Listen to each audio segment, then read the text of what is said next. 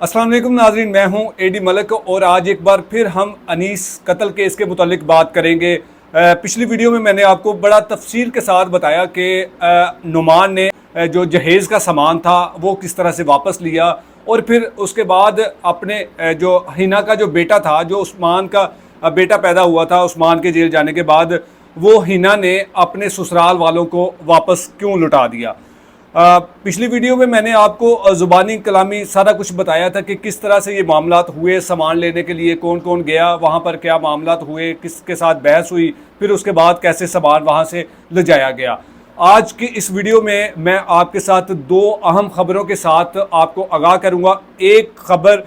कि जो सामान और जो बच्चा हवालगी का जो मुआहदा था, जो इससे पहले मैंने आपको एक वीडियो में वो मुआहदा पढ़ के सुनाया था, आपको दिखाया भी था। आज एक बार फिर उस मुआहदे को आपके सामने रखूँगा जिसमें तमाम गवाहान के, तमाम फरीकैन के जो दस्तखत हैं, अंगूठे लगे हुए हैं, वो सारा कुछ आपको मुआहदे में आप पढ़ेंगे। और साथ ही साथ जो सामान का जो लिखत पढ़त हुई थी, जो कि सामान वहाँ से हिना के घर वालों ने अपनी मौजूदगी में, हिना की मौजूदगी में वो सारा सामान अपना रिसीव किया, फिर उसके बाद लिख कर दिया कि हमने ये मुकम्मल सामान जो है वो अपनी तहवील में ले लिया है, हम ये सामान लेकर जा रहे हैं, अब इसके बाद हमारा किसी किस्म का कोई लेना देना नहीं है। दूसरी खबर ये है कि हिना ने जो अपना बेटा अपने ससुर की गोद में दिया था, तो फिर उस बेटे को अब कौन संभाल रहा है, उस बेटे की परवरिश कौन कर रहा है और किसने ये जिम्मेदारी ली है। और इससे बड़ी बात ये कि उस बच्चे का नाम क्या है, उस बच्चे का नाम किसने तजवीज़ किया, उस बच्चे का नाम किसने रखा, उस बच्चे को हॉस्पिटल क्यों ले जाया गया, उस बच्चे का ट्रीटमेंट क्यों करवाया गया। ये सारी बातें आज की इस वीडियो में मैं आपके सामने रखूँगा, आपको बताऊँगा। क्योंकि मैं बाकी लोगों की तरह कुछ जो मनगढ़ंत किस्म की कहानी होती है वो मैं नहीं सुनाता। मैं आपको वो चीज़ें आपके सामने लेकर आता हूँ जो बिल्कुल इस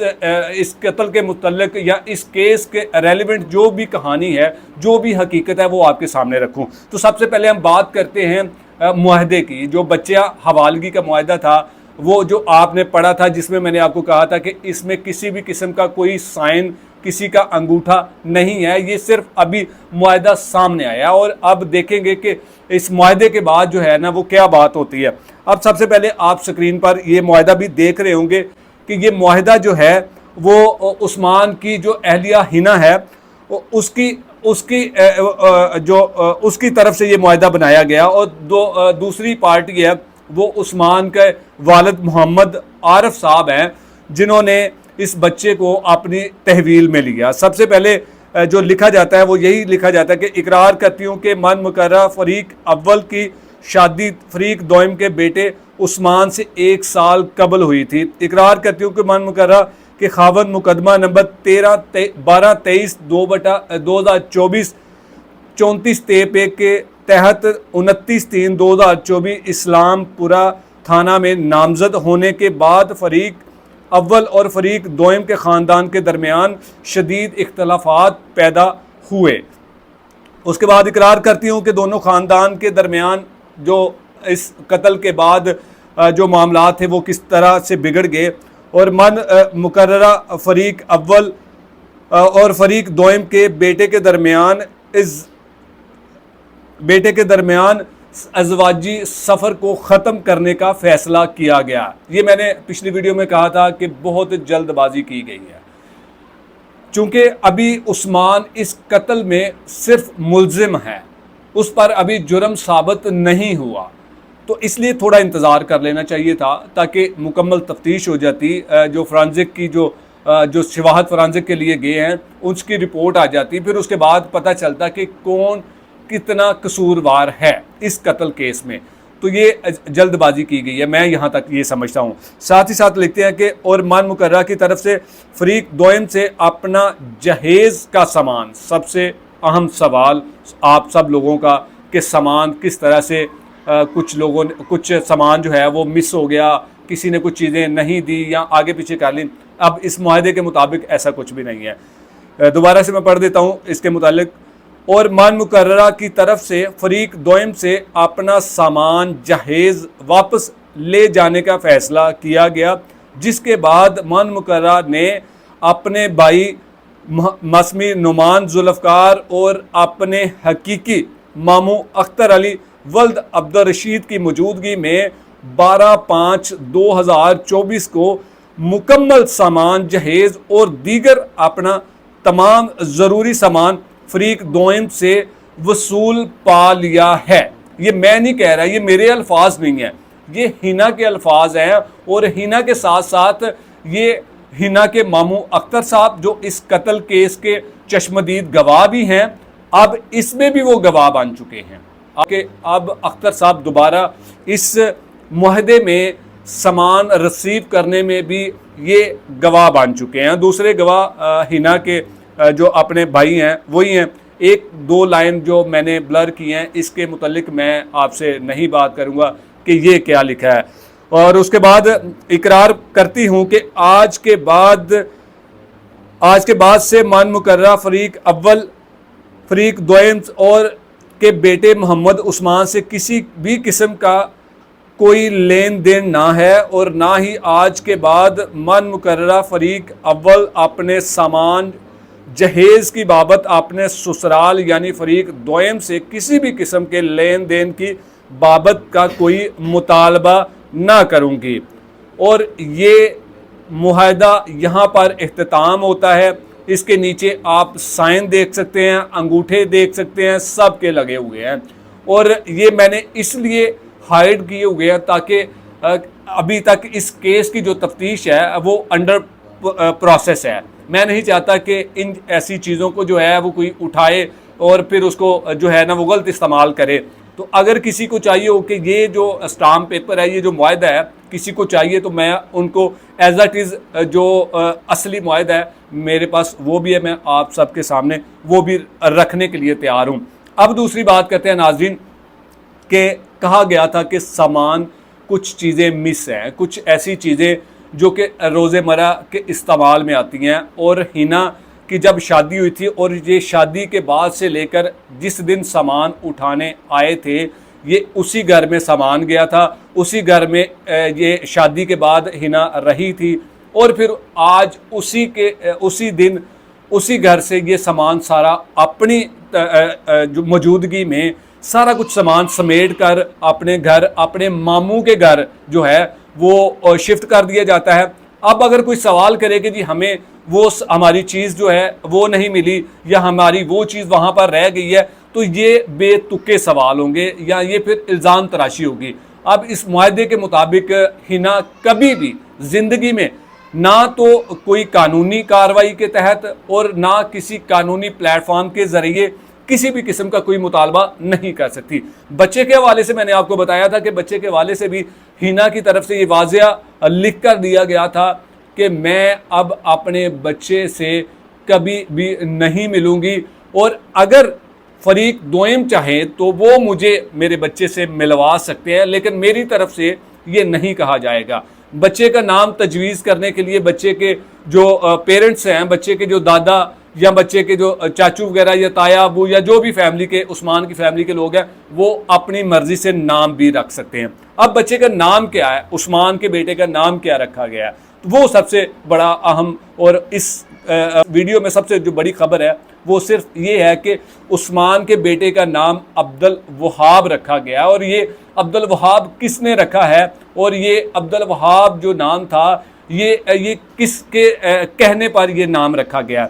चूँकि जब हिना ने अपना बेटा अपने ससुर की गोद में दिया था तब तक इस बच्चे का नाम नहीं था, तब तक बच्चे को जो हिफाजती टीके लगते हैं वो किसी किस्म की ऐसी कोई भी जो बच्चों को हिफाजती चीज़ों से गुजरना पड़ता है वो उसके साथ ऐसा कुछ भी नहीं हुआ। बच्चा जैसे दुनिया में आया वल्लाह आलम मुझे नहीं लगता कि हिना ने अपने जो बच्चे को जो है ना वो अपना दूध भी पिलाया होगा, क्योंकि मैंने जब उस्मान की फैमिली से रब्ता किया था तो फिर उन्होंने मुझे बताया था कि जब बच्चा हमें दिया गया तो बच्चे के मुंह में फीडर था, तो जहां हमें लगता है कि हमारे इस बच्चे को माँ ने अपना दूध नहीं पिलाया। ये बात तो समझ में आ गई कि हो सकता है कि इसी दुख में कि ये میرے اس شوہر کا جو بیٹا ہے جس نے میری ماں کو قتل کیا۔ اب عبدالوہاب جب عبدالوہاب کو جو عثمان کے گھر والے ہیں وہ اس کا چیک اپ کروانے کے لیے اپنے قریبی ہاسپٹل میں لے جاتے ہیں اور پھر اس کی مکمل جو ہے وہ چیک اپ کیا جاتا ہے کہ بچے کو کسی قسم کا کوئی مسئلہ تو نہیں ہے۔ عموماً جب چھلے میں بچے ہوتے ہیں، جب ان کی جو پیدائش ہوتی ہے اور پیدائش سے کچھ دنوں کے بعد بچوں کو کچھ اس طرح کی بیماری جو ہے وہ ہو جاتی ہے، جو کہ عام روٹین میں اس طرح کے چھلے میں جو معصوم بچے جن کی پیدائش ہوتی ہے ان کو ہو جاتی ہے، اور اس بیماری کو کہتے ہیں یرکان، اور یہ ٹیمپریری بیماری ہوتی ہے۔ اس کو ڈاکٹرز بھی کہتے ہیں کہ جی اس کو ٹھنڈی دھوپ دیں، اگر سردیاں ہو تو اس کو گرم دھوپ میں بچے کو لٹائیں کچھ دیر کے لیے، اور اگر گرمی ہے تو اس کو صبح کے ٹائم پہ جو ہے وہ بچے کو دھوپ کی چھوائیں دی جائیں تو یہ جو بیماری ہے یہ ختم ہو جاتی ہے۔ بچے کو جب ہاسپٹل لے جایا گیا تو بچے کا مکمل چیک اپ کیا گیا، بچے کی ویکسینیشن کروائی گئی، اور ویکسینیشن کروانے سے پہلے جو عثمان کے بھائی ہیں انہوں نے رابطہ کیا نعمان سے یہ بات کی کہ بچے کی ویکسینیشن ابھی تک کیوں نہیں کروائی، یا کروائی ہے تو ہمیں بتا دیں تاکہ ہم بچے کی